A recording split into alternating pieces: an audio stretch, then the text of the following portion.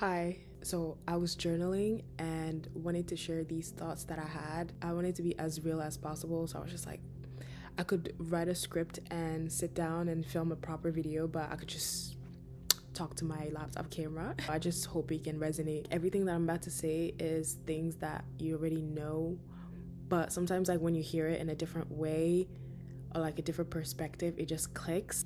I was just journaling about self confidence and how it's helping me live my dream life, because let's go back to even my thought process before. It was actually insane. And this is coming from like an African girl that, migrated to the US as like a preteen, and I really didn't fit in, right? And so I lived in my head a lot because I couldn't express myself exactly how I wanted. And I grew up in like a white town, small white town in the suburbs of New Jersey. So it's like all these thoughts in my head were like, oh, maybe you're too this, you're too dark, you're too short, you're not funny enough, you're not charismatic enough to have the friends that you want, or whatever the case is.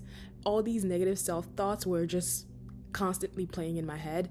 And one thing that my therapist told me as an adult is that your brain is always looking for evidence of the story that you tell yourself every single time. Misery does love company.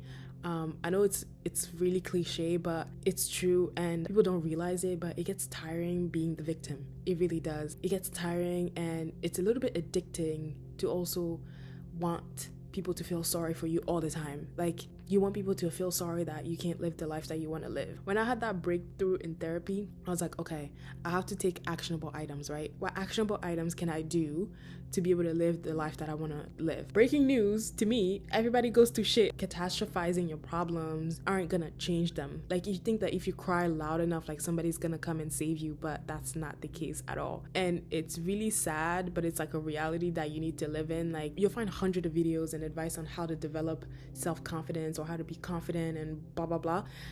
I'm gonna keep it simple. You just have to trust yourself. You wanna be in a place where it's like super solid ground, where no matter what comes at you, whether it's doubt, fear, rejection, whatever, you are not shaken about what you believe about yourself. And so how do you get there? You have to start small. Let me make sure I'm reading exactly what I wrote down here. You have to do the things that you said you were gonna do. I remember watching a video a couple years back of Will Smith saying that self-love is self-discipline. When you do things that are super disciplined, that shows that you actually do care about yourself. You do love yourself. So if you're saying that you're gonna work out at 7 in the morning, get up and work out at 7 in the morning.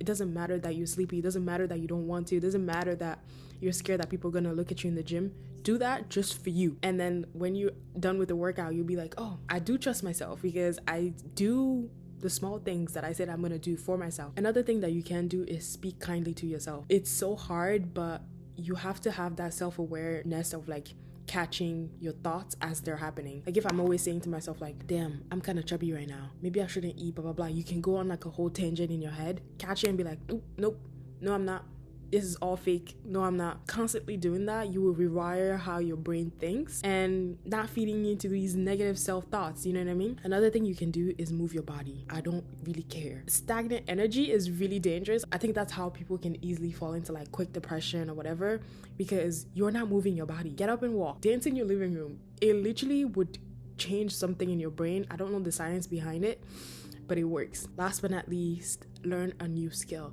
Be creative. I feel like, especially us as women, we're like have that creative energy that once we don't channel it, once we don't tap into it, it's easy for us to like derail and go crazy. Like, if you do these things, you won't even notice the changes, but over time you'll talk different, you'll walk different, you'll do things that you never thought you would do, and I promise you, your life will change. Okay, so I've done these things, right? And so what is it that I believe now? My feelings are not reality. They're just here to tell me what I need. There was a shift in my brain where the trust that I have in myself is like next level. Like, I could eat 3 birthday cakes in a weekend and like a distant auntie could call me fat or whatever.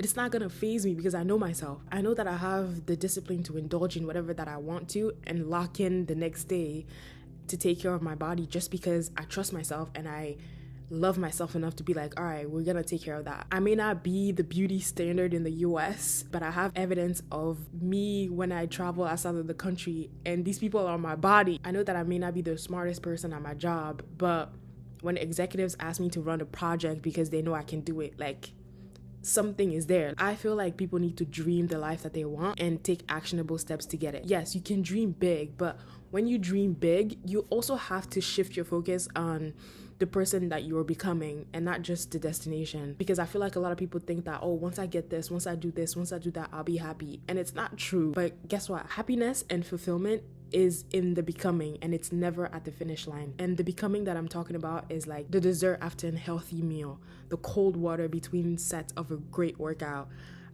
laughing with your friends on a weekend after a long hard week at work and wishing you were super rich and you didn't have to work. You know what I mean? These are the little moments that if you pay attention, they actually do bring so much happiness into your life that you don't realize. But if you take anything from this video, is that you can start living your dream life now. You just have to get to it. So yeah, I just wanted to share that.